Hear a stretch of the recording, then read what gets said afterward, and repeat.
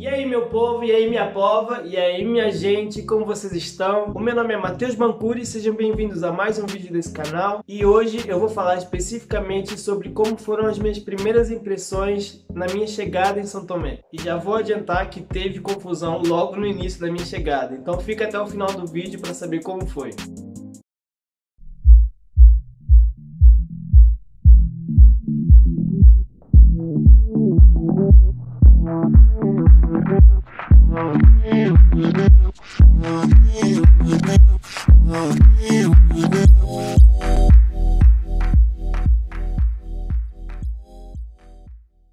Desde já eu quero te pedir que você deixe o like nesse vídeo, se inscreve no canal se você ainda não é inscrito e não se esqueça de comentar para eu saber o que você gostaria de saber sobre missões. Falando sobre a minha viagem para São Tomé e Príncipe, eu saí aqui de Portugal numa manhã de sexta-feira, no dia 13 de novembro de 2020 e cheguei lá em São Tomé por volta das 18 horas.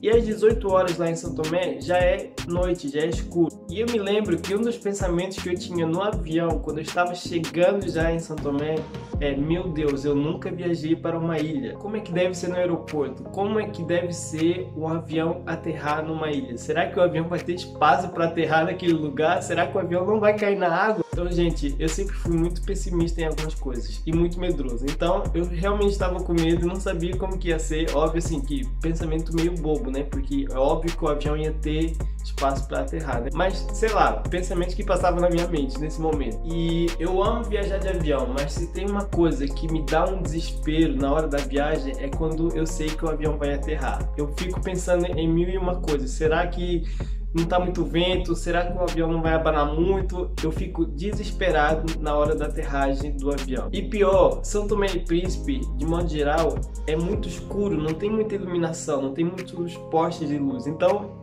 em Lisboa, quando a gente está aterrando, a gente consegue, né, ver a cidade, os prédios e tal, então a gente sabe que a gente está chegando perto do chão. Mas primeiro que era uma ilha, então tipo, até chegar no aeroporto já era só o mar, né? Então a gente só conseguia ver o aeroporto quando estava realmente chegando perto, né? Quando já estava para aterrar. Então, se eu já não gosto da aterragem dos aviões, pensa em que eu não estava vendo onde o avião ia aterrar, entendeu?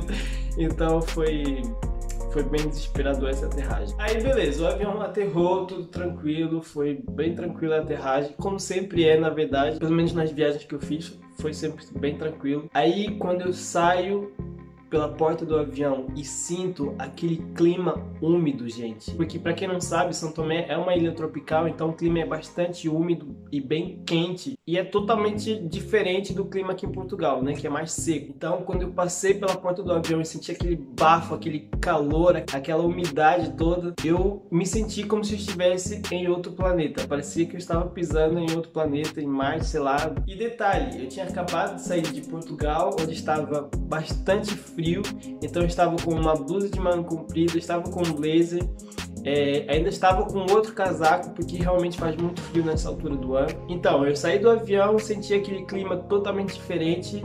E o detalhe é o seguinte, gente, cadê os prédios? Onde estão as luzes? Não tinha nada.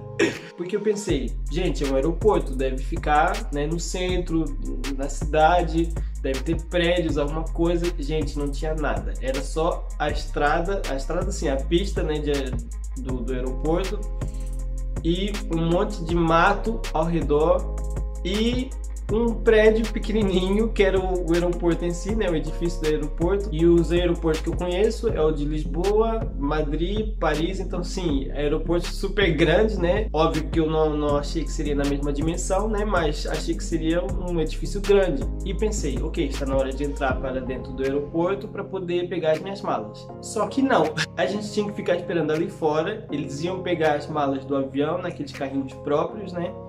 E eles colocavam as malas ali na nossa frente e a gente ia ter que pegar. Eu acredito, pelo menos eu penso assim, não perguntei a respeito, mas deve ser para não ter aglomeração lá dentro do aeroporto, né? Aí finalmente entrei para dentro lá do edifício do aeroporto, né? Fui para fila para mostrar os documentos e tal, o que eu ia fazer ali em São Tomé. morrendo de medo, né? Já estava com medo da aterragem, estava com medo de separado por causa do documento. Gente, eu sou muito medroso em relação a essas coisas. Mas é porque eu já tenho um trauma de uma coisa que aconteceu numa viagem que eu fiz. Um dia eu vou falar sobre essa viagem. Mas os meus documentos estavam tudo certo, estava tudo direitinho. Passei para a fase seguinte. Eles tinham que revistar as malas, né? A minha mala, que eu trouxe com os materiais, passou tranquilo, eles nem pediram para ver nada, mas o piano estava enrolado naquele plástico preto e com algumas folhas dizendo frágil, né? Para eles terem cuidado com a bagagem e não estragarem o piano, né? Só que o senhor que estava revistando as malas, ele queria abrir para ver se realmente era o teclado e tal, para ver se era novo, se era usado. Só que detalhe, gente, como a minha mala estava cheia de materiais que eu ia usar em São Tomé, eu não tinha como levar a roupa ali. Então, a minha roupa foi, a maior parte, né, enrolada no teclado. E a minha mãe deu 500, 600, 1000 voltas com aquele plástico preto no teclado. E muita fita cola. Então ele estava tentando rasgar o plástico para poder ver o teclado, mas ele desistiu e falou, pode passar. Aí eu estava só orando, Deus, por favor, que não haja mais nenhuma secção e que eu saia desse aeroporto o mais rapidamente possível. Saí finalmente do aeroporto e estava lá a família Souza me esperando. Gente, que momento maravilhoso. Para quem não sabe, eu sou membro da Igreja Metodista Livre aqui de Portugal desde 2012. E a nossa igreja tem uma visão missionária. Nós ajudamos muitos projetos missionários e muitos missionários no campo. E a família Souza foi enviada pela nossa igreja para São Tomé e Príncipe para desenvolver um trabalho lá. O pastor Moisés foi meu discipulador durante muitos anos aqui em Portugal e nós criamos uma relação muito forte durante todos esses anos aqui. E um dia talvez eu fale sobre isso. E a pastora Jacione, esposa do pastor Moisés, foi minha líder de dança durante muitos anos, então ela também é uma referência muito grande para mim. Nesse vídeo eu não vou falar especificamente sobre o trabalho deles lá, vou fazer um vídeo especial só para falar sobre isso, mas um dos motivos pelo qual eu fui para São Tomé foi para poder ajudar o projeto deles lá. Então eu estava muito ansioso para poder revê-lo. Depois de todo esse desespero de como seria a aterragem do avião e todos os processos que eu passei ali dentro do aeroporto, sair dali e poder dar um abraço forte em cada um deles foi muito bom. São Tomé, vem ali o nosso querido Mateus.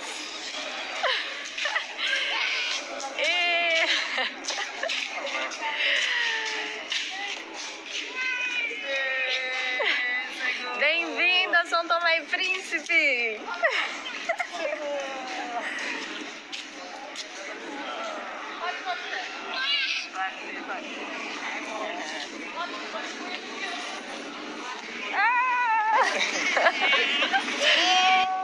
Bem-vindo, bem-vindo! Eu fazendo em direto e meu telefone. Estamos aqui em direto. Como é que foi a viagem, Matheus? Diz lá. A viagem foi tranquila, só a descida que a gente faz pra morrer, né? Tirando isso tudo certo. Depois aqui, que é um labirinto, né? A pessoa pensa que vai ficar, não vai. Você não ficou perdido, não? Não, muito grande. Não.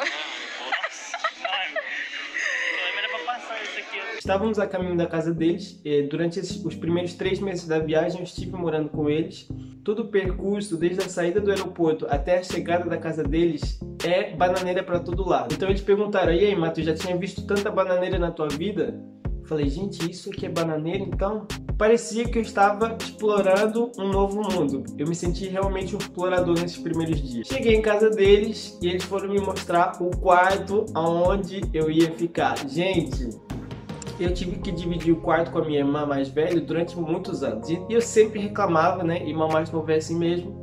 Eu sempre reclamei muito, gente, eu quero um quarto só pra mim, quero um quarto só pra mim. Hoje eu tenho um quarto só pra mim, aqui em casa. Mas eu fui para um quarto com uma cama de casal, com um banheiro só pra mim, um guarda-roupa. Gente, eu não tenho guarda-roupa para mim até hoje no meu quarto. A gente tem um guarda-roupa para a família toda aqui em casa. Então, saber que nesses primeiros meses eu ia ter um guarda-roupa só pra mim, uma cama de casal só pra mim. Ai, gente, olha, eu fiquei maravilhado. Mas, lembra que no início desse vídeo eu falei que teve confusão? Os pastores receberam uma ligação de um dos jovens da igreja, porque os jovens da nossa igreja lá em São Tomé se reúnem às sextas-feiras à noite. E esse jovem falou que estava tendo uma confusão na igreja, porque uma menina foi visitar a reunião de jovens e o pai dela não gostou. Então o pai foi lá para buscar a menina, armou o maior barraco. E aí o pastor Moisés falou que ia lá, né, para resolver a situação. E aí que veio o problema.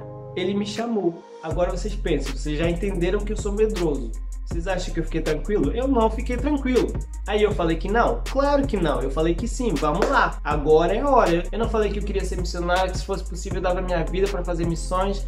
É hora de testar esse negócio. Aí eu falei, vamos lá, tô junto. Chegamos lá, estava tudo ok, tudo tranquilo, a situação estava resolvida. Eu mal cumprimentei os jovens porque eu estava morrendo de medo. Então eles devem ter ficado com uma impressão péssima de mim, achando que eu era mal arrogante. Mas na verdade eu só estava morrendo de medo de morrer nesse dia. Voltamos para casa, estava lá uma lasanha maravilhosa feita pela pastora Jacione. E aí eu pude me acalmar comendo aquela lasanha maravilhosa, porque vamos combinar, se tem uma coisa que acalma as pessoas, é comida. Assim foi a minha chegada em São Tomé e Príncipe, mas isso foi só a primeira noite. Mas tem muito mais do que isso. Os primeiros dias, a primeira semana em si foi essencial para que eu pudesse entender o contexto que eu ia viver nos próximos meses. Então no próximo vídeo eu vou continuar falando sobre esse mesmo assunto, como foram as minhas primeiras impressões, as primeiras situações que eu vivi ali em São Tomé e Príncipe. Teve mais alguns momentos de pânico e de medo, então você não pode perder essas histórias porque são muito boas. Muito obrigado por ter assistido esse vídeo até o final. Não esquece de deixar aqui o like e de deixar o seu comentário sobre o que você achou sobre esse vídeo. Pode falar sobre o meu medo de aterragem de aviões, pode falar sobre o fato de eu não conhecer as bananeiras, pode falar o quanto eu sou medroso, mas não deixe de comentar esse vídeo. Espero que você tenha gostado. Deus te abençoe.